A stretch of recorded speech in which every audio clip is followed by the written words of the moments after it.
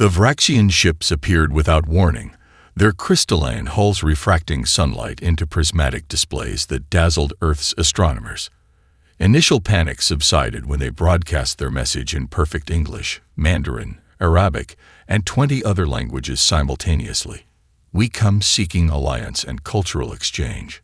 Within days, they demonstrated their goodwill by offering medical technology beyond humanity's wildest dreams. Terminal cancer vanished with a single treatment. Children with congenital heart defects stood from wheelchairs, their bodies mended at the cellular level.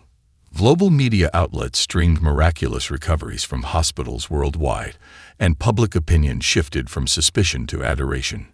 Dr. Alina Patel watched skeptically from CDC headquarters as her colleagues embraced the alien benefactors.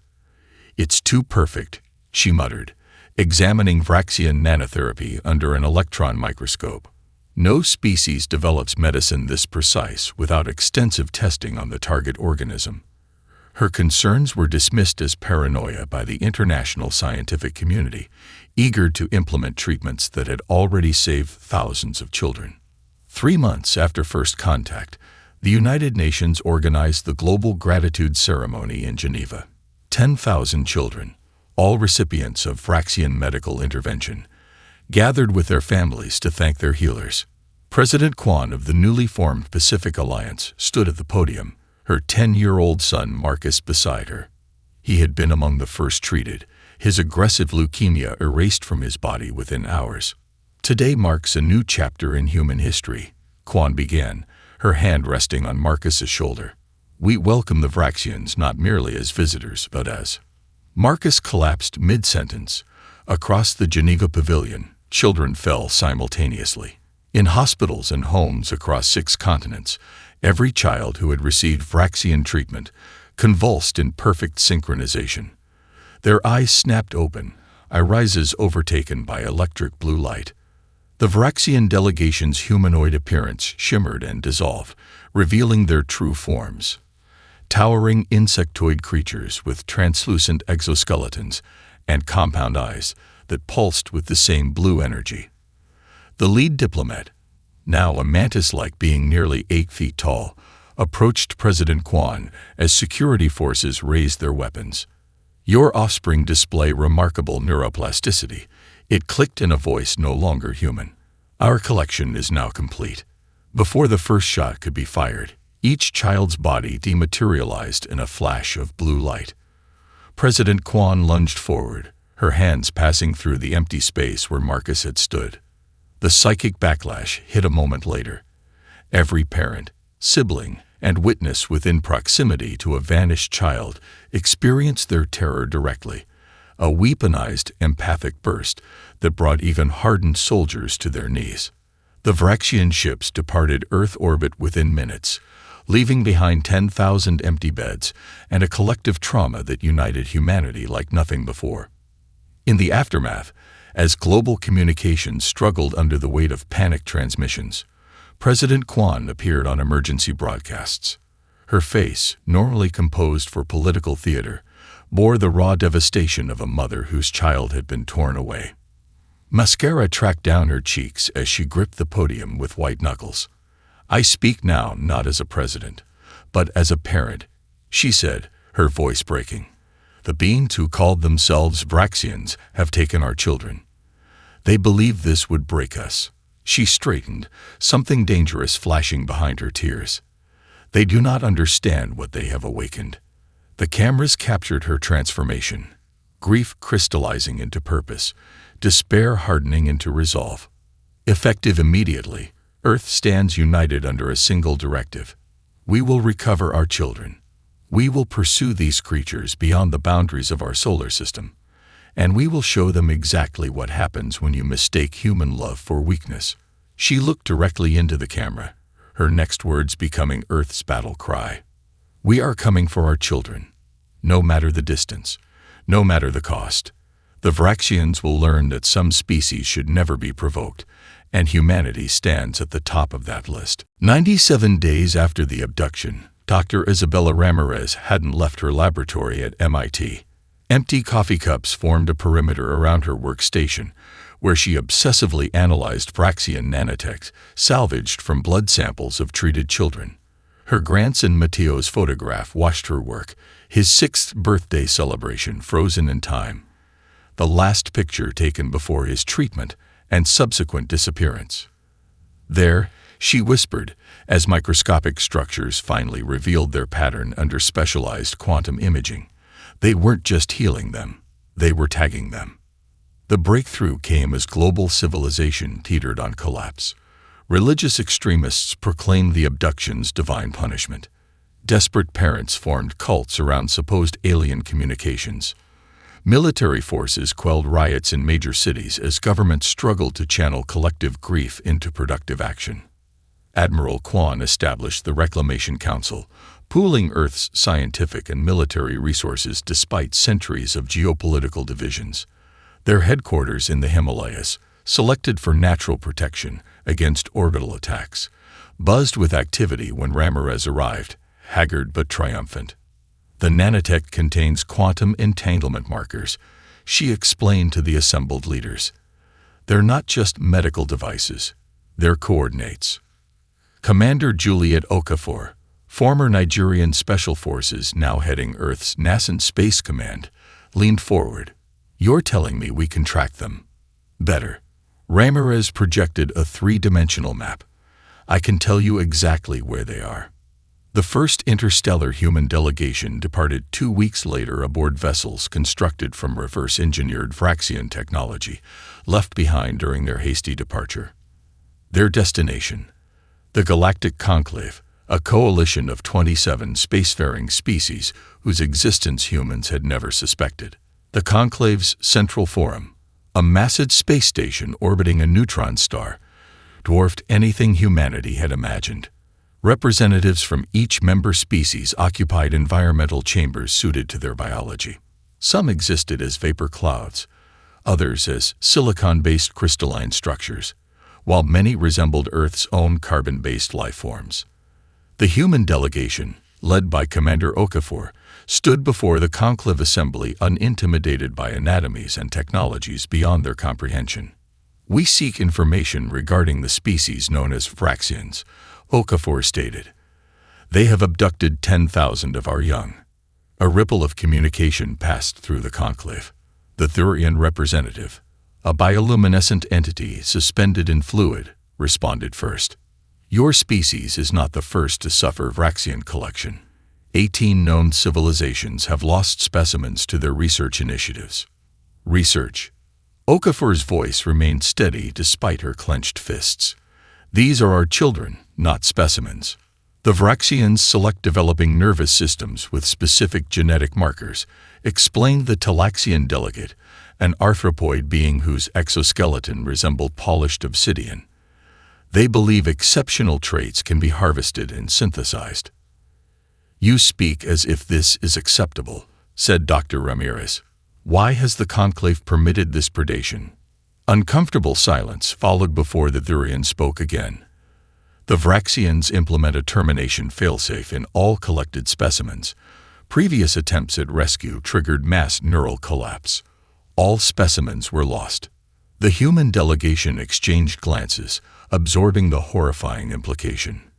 Furthermore, continued the Talaxian, Vraxian defensive technology adapts to any weapon system used against it. After initial exposure, such weapons become ineffective. Okafor stepped forward. You've tried fighting them individually. Has anyone attempted a united effort? The cost was deemed prohibitive, admitted the Thurian. Returning to Earth aboard their ship, Okafor found Ramirez studying Vraxian nanotech with renewed intensity. The conclave has abandoned those children, Okafor said. They expect us to do the same. Ramirez looked up, her eyes fierce despite her exhaustion. They don't understand human parents. I found something in the nanite structure, a design vulnerability their creators never anticipated. What kind of vulnerability? One that only appears when the nanites interact with human immunoglobulin networks. Our body's defense against the very things meant to control us. Ramirez displayed a simulation showing nanites failing under specific conditions. It's not much, but it's a start. A start is all we need, Okafor replied, sending a priority communication to Admiral Quan. The Vraxians and the Conclave are about to learn an important lesson about humanity.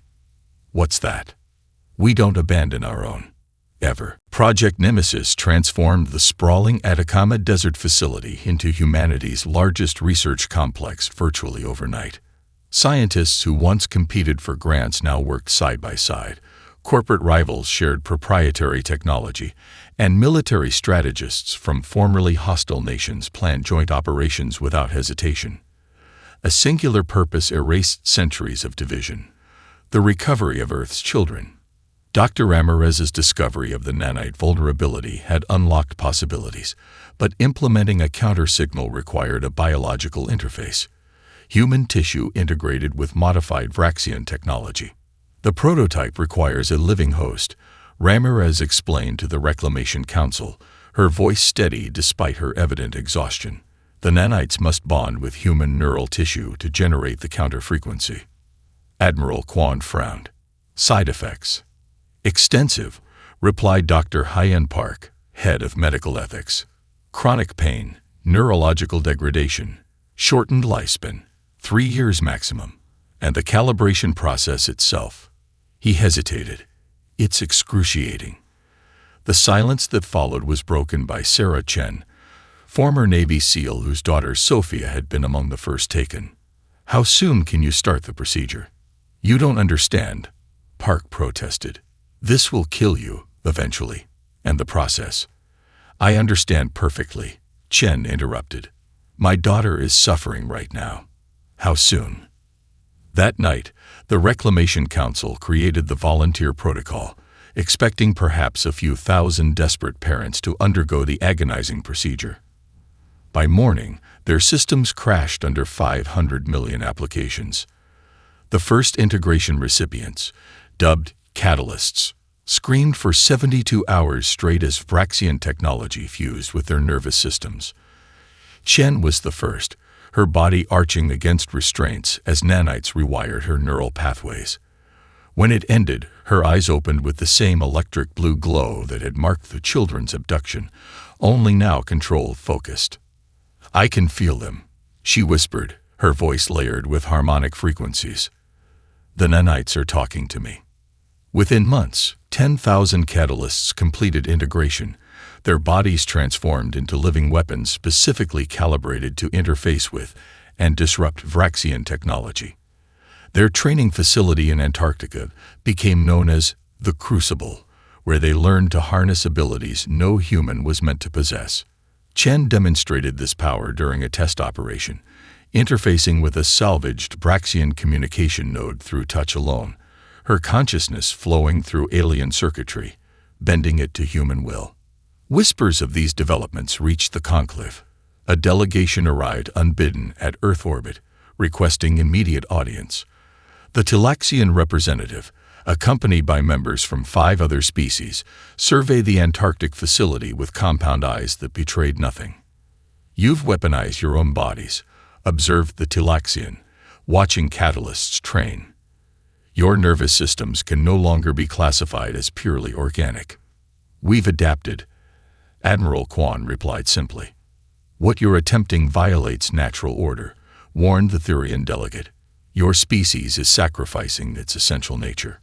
Commander Okafor laughed bitterly. Your concern is noted, and irrelevant.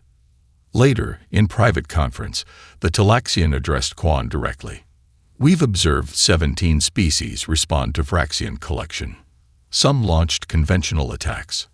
Others attempted negotiation. All eventually accepted their losses. Its compound eyes focused on a training session where Chen was teaching others to override pain receptors. None have deliberately mutilated themselves as you have. What drives your species to such extremes? Admiral Quan considered the alien carefully before responding. You reproduce in spawning pools, correct? Thousands of offspring, few of which survive to maturity. This is our way. That's why you cannot understand. Humans bear few children and invest everything in their survival. Our evolutionary strategy produced a neural bond between parent and child that transcends reason. She gestured toward the catalysts. These are not soldiers. They are parents. And there is nothing in this universe more dangerous. As the conclave delegation departed, the Talaxian transmitted one final observation to its government.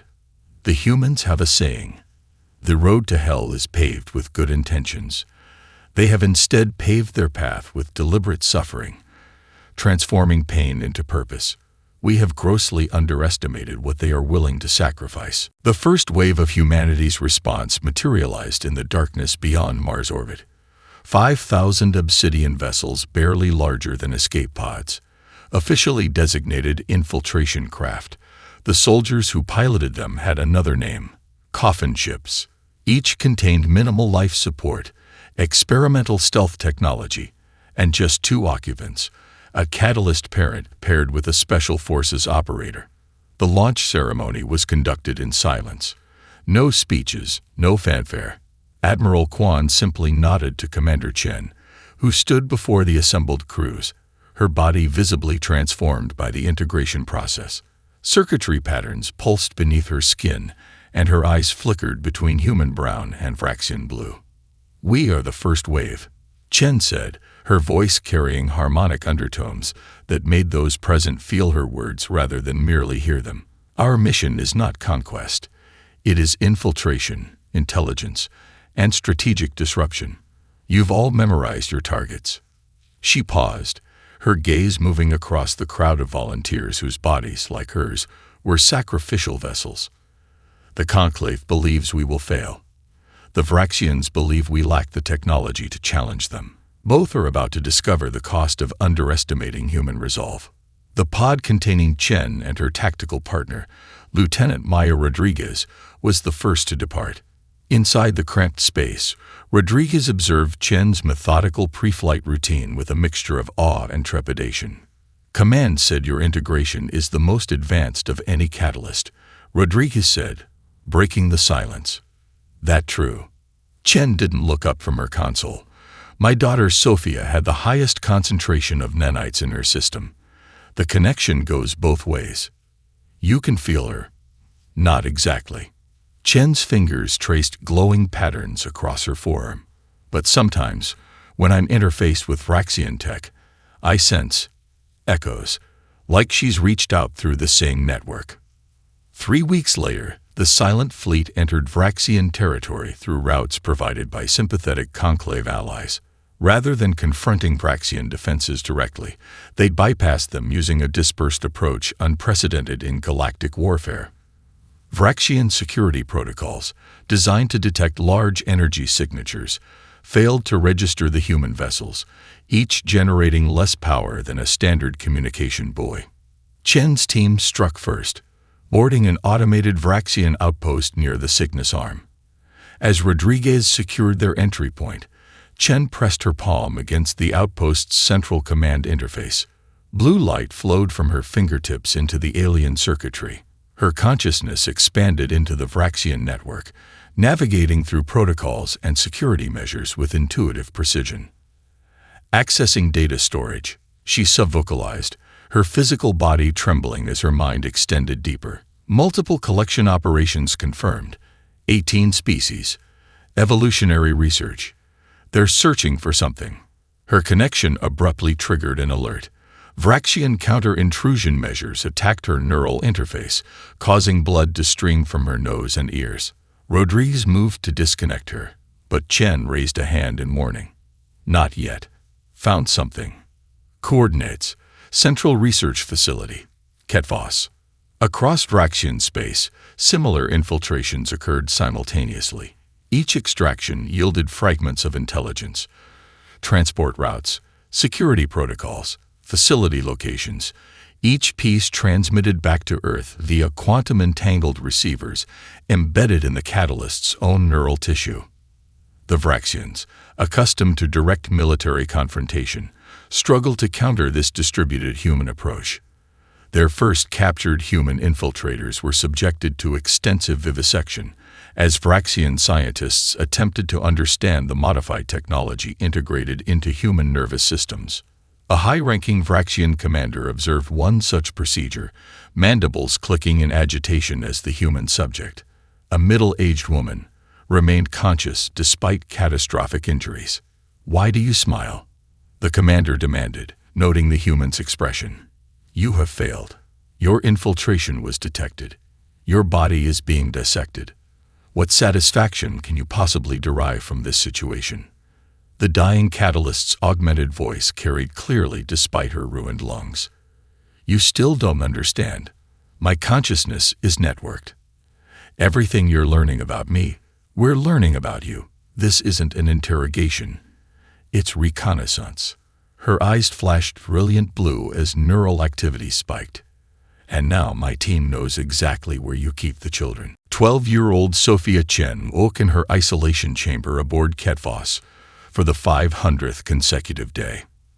The transparent walls that had once terrified her now seemed almost irrelevant.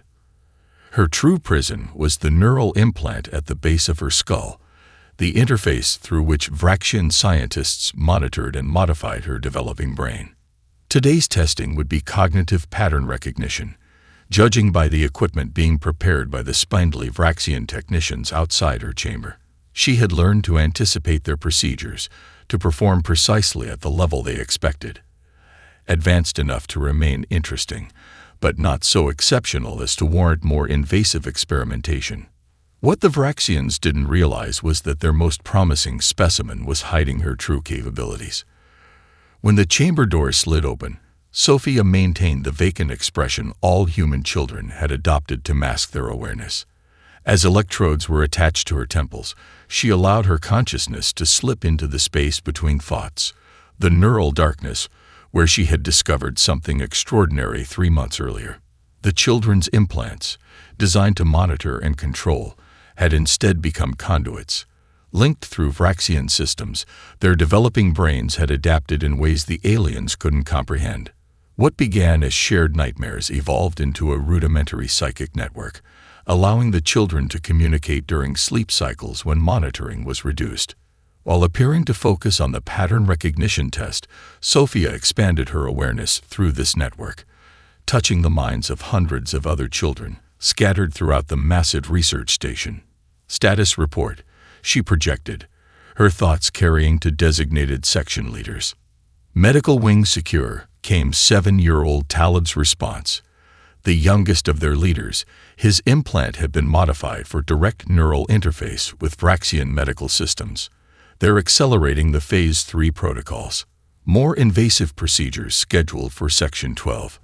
Engineering confirms, added 11-year-old Zara from her position in the technical wing, where children with aptitude for mechanics were being evaluated.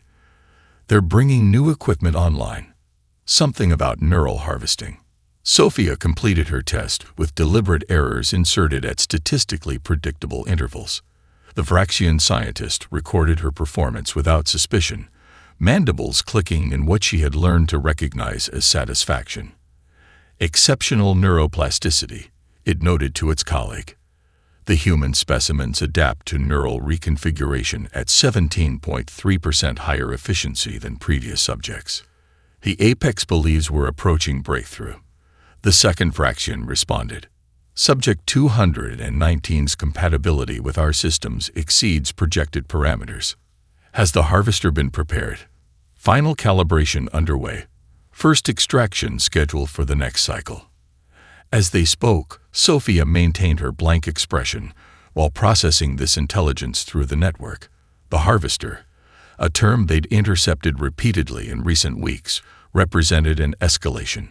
Whatever the Vraxians had been building toward was nearing completion.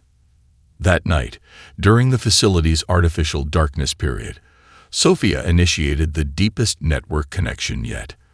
From their beds, pods, and examination tables, the minds of thousands of children joined in shared consciousness.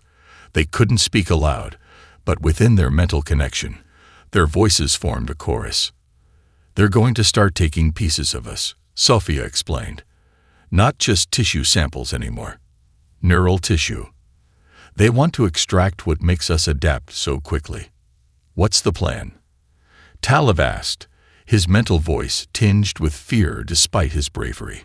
Before Sophia could respond, something unprecedented interrupted their connection. A foreign consciousness, familiar yet transformed, brushing against the edges of their network. "Mom," Sophia projected, recognizing the distinctive neural pattern instantly despite its alterations. The response came weak but unmistakable. "We found you. We're coming." Through this tenuous connection, Sophia glimpsed the human fleet, the modified parents, the sacrifices made. Most importantly, she understood the counter-signal technology and instantly recognized how the children could amplify it from within. When the connection faded, Sophia addressed the waiting network with newfound purpose. "The Vraxians believe they're turning us into weapons," she told them. "They're right, but not for them. Prepare everyone. Our parents have reached Ketvost perimeter. They'll need our help to breach the defenses." Across the facility, thousands of children lay motionless in their beds, eyes closed, faces serene. But beneath that calm exterior, their minds buzzed with coordinated planning for the most ambitious prison break in human history. Ketvost hung in the void like a vast geometric nightmare, a structure of impossible angles and crystalline protrusions that defied human architectural understanding. The massive research station housed not only Earth's abducted children, but specimens from 17 other species, all contained within specialized environmental sectors connected by a labyrinthine network of transport tubes. Commander Sarah Chen observed the station from the bridge of the stealth vessel Nemesis, her augmented vision penetrating the facility's outer layers to map defense systems and structural weaknesses. The veins along her forearms pulsed with blue light as she interfaced with the ship's sensors. Primary defense grid consists of automated response platforms. She reported to the fleet commanders linked through secure quantum channels. Secondary systems include radiation barriers and localized gravity weapons. Admiral Kwan's voice came through clearly despite being half a galaxy away. "Assessment of direct assault. Suicide," Chen replied flatly. "But that's not our approach." The human battle strategy had evolved beyond conventional warfare. 5,000 Catalyst-equipped ships now surrounded Ketvost, each maintaining precise position outside Vraxian sensor range. Earth's main battle fleet, conventional but formidable warships, waited at the edge of the system, their presence deliberately obvious. "The Vraxians expect us to attack with everything we have," Chen continued. They'd prepared for a frontal assault by a desperate, technologically inferior species. Her lips curved into a grim smile. "Let's not disappoint them." The Earth fleet surged forward on visible approach vectors, drawing Vraxian defensive fire exactly as planned. As the station's weapon systems engage, Chen gave the signal all catalysts had been waiting for. "Initiate convergence protocol." Throughout Ketvost, thousands of abducted children simultaneously activated their implants in a coordinated surge that overwhelmed monitoring systems. Sophia Chen, positioned in a high-security testing chamber, pressed her small hands against a diagnostic panel and pushed her consciousness into the Vraxian network. Other children did the same across the facility, their collective minds forming a distributed attack on systems designed to control them. Outside, the Catalyst ships executed impossible maneuvers, each approaching the station via vectors the Vraxians' defensive algorithms dismissed as non-viable. The ships didn't attempt to evade detection. Instead, they became detection, their modified human pilots projecting false sensor data that confused automated targeting systems. Chen's vessel was the first to breach the outer hull, landing in a maintenance access point identified through intelligence gathered during previous infiltrations. As the airlock cycled, she turned to Lieutenant Rodriguez. "Remember, I handle the tech. You handle anything that moves." Rodriguez checked her pulse rifle. "Just get me to the children." They emerged into chaos. Throughout Ketvost, environmental systems faltered as security protocols crashed under the combined neural assault from within and without. Vraxian scientists and security forces scrambled to contain multiple simultaneous failures while fighting off Earth's conventional forces at the perimeter. Chen moved with inhuman speed through the corridors, her augmented body anticipating and neutralizing security measures before they fully activated. Her consciousness expanded beyond physical limitations, reaching through the station's systems toward the unmistakable neural signature she had been seeking for months. In the central laboratory complex, the Vraxian High Commander realized too late what was happening. The humans weren't just attacking, they were synchronizing, their modified neural patterns connecting through Vraxian systems, creating a feedback loop that amplified their counter-signal exponentially.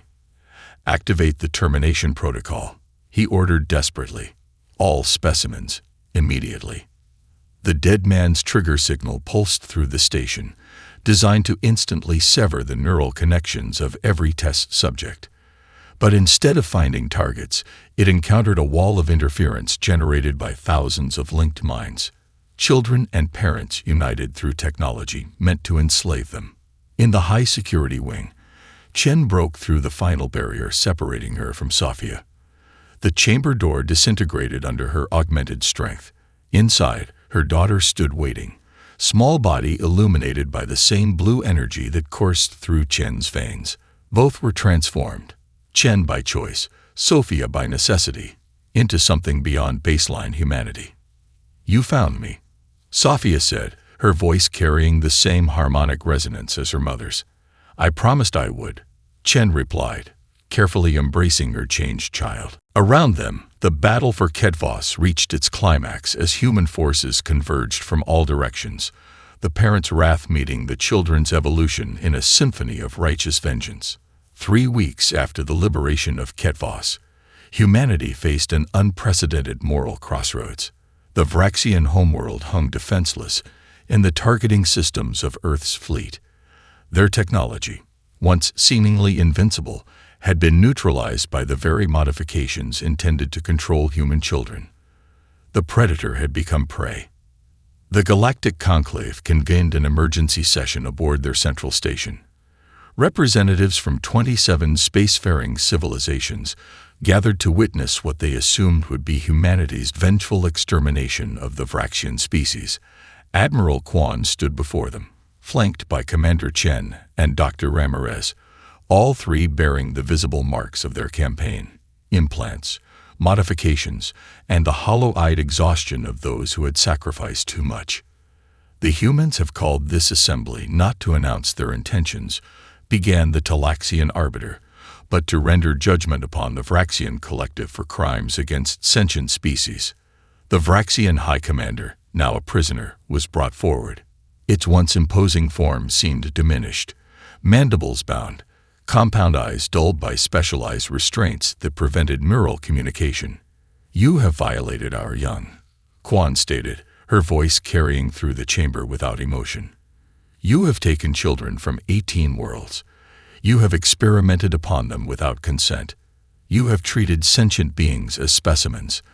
By any reasonable standard, your species has forfeited its right to exist." Murmurs of agreement rippled through the assembly. The Thurian representative spoke. "We have calculated the Vraxian threat cannot be contained long-term.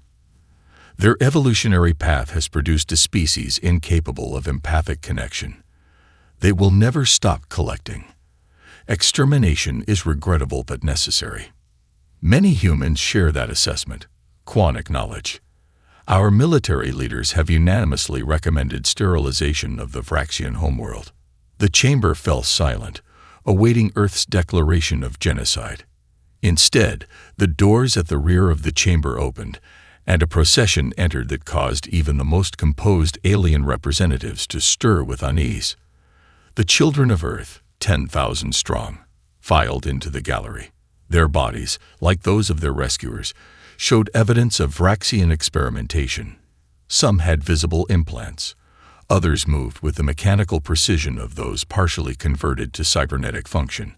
All carried the unmistakable blue glow of eyes that had seen too much. At their head walked Sophia Chen, her small form nonetheless commanding the attention of every being present. She approached the central podium, nodding respectfully to Admiral Quan, who stepped aside. "I speak for those who were taken," Sophia began, her voice carrying harmonics that resonated with the station's systems. "We have suffered at Vraxian hands. We have been cut open, modified, and reshaped according to their design. If any have the right to demand their extinction, it is us." The Vraxian commander's compound eyes fixed on this child, incomprehension evident in its posture. "But we have gained something their experimentation never intended," Sophia continued. "Through our neural implants, we have touched Vraxian consciousness. We have seen the void where empathy should exist, not through choice, but through evolutionary tragedy." She gestured, and holographic data materialized around her, displaying complex genetic sequences. The Vraxian genome contains a fundamental flaw, a mutation 17 generations back that altered their neural development. Their inability to form emotional connections isn't deliberate cruelty. It's a biological limitation. They collect other species in a desperate attempt to find what they have lost. Sophia turned to the Vraxian commander.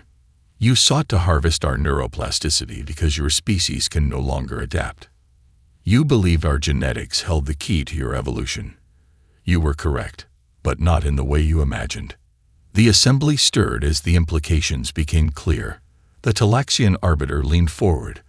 "What precisely are you proposing, child of Earth?" "Not extinction," Sophia replied. "Transformation.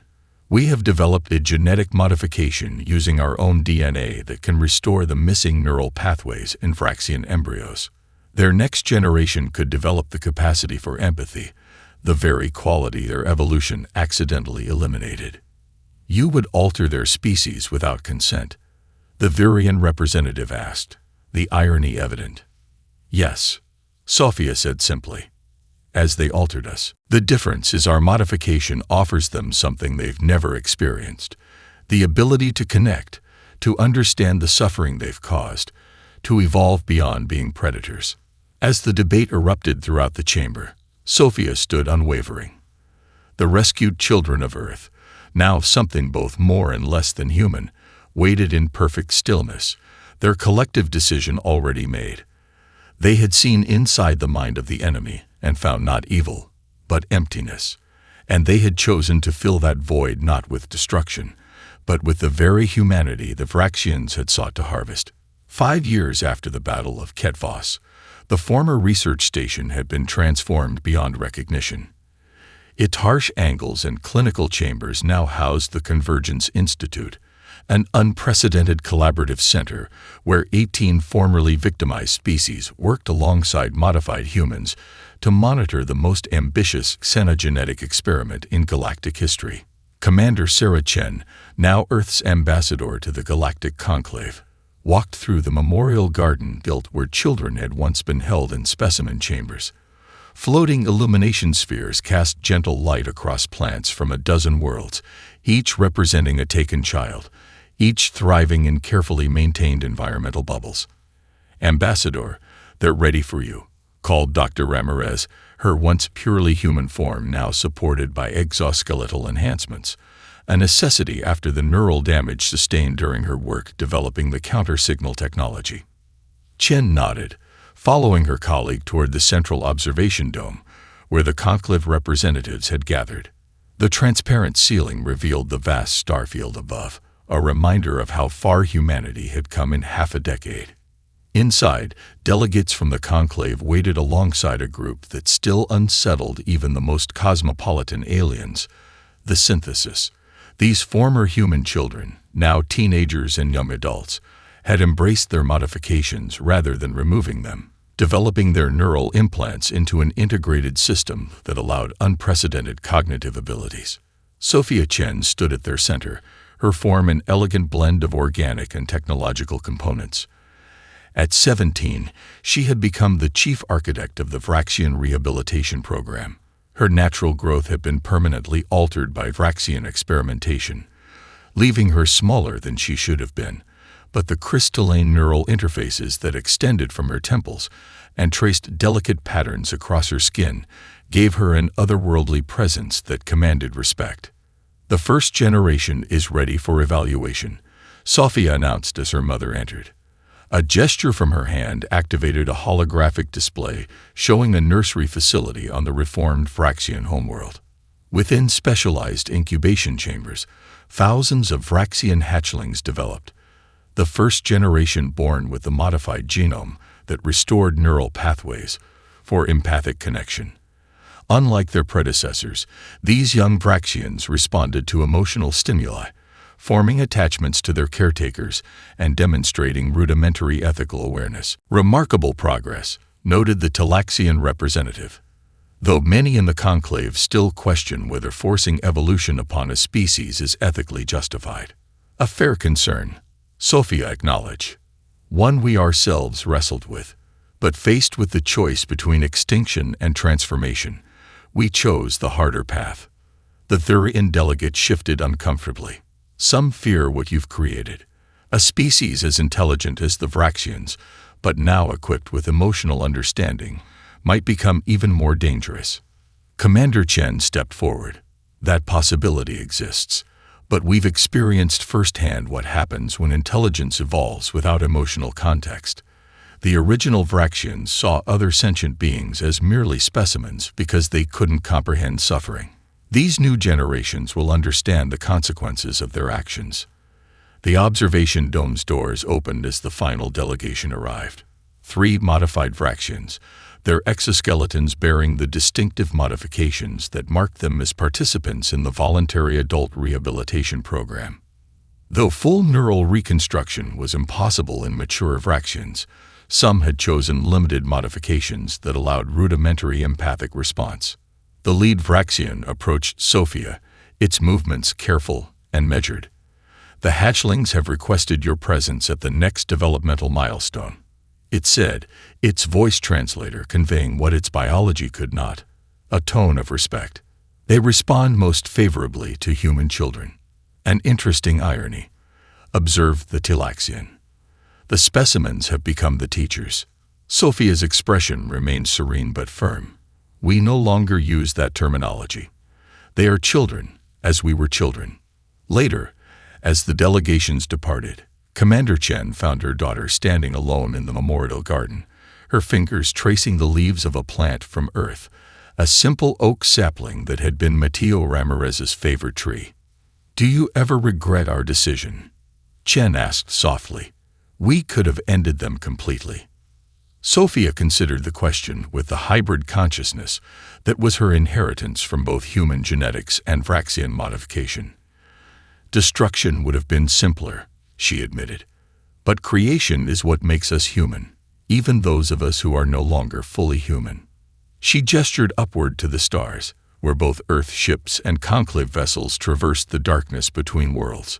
We showed the galaxy something they never expected from a species capable of such vengeance. We showed them that humanity's true power isn't in our capacity for wrath, but in our ability to transform it into something greater.